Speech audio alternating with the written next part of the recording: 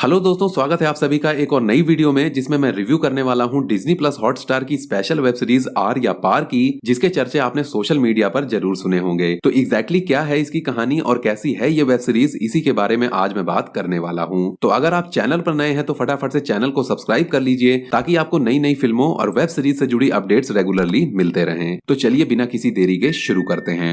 दोस्तों, ये कहानी है सरजू नाम के एक आदिवासी लड़के की जो कि धेगोहाट के जंगल में अपने परिवार के साथ रहता है।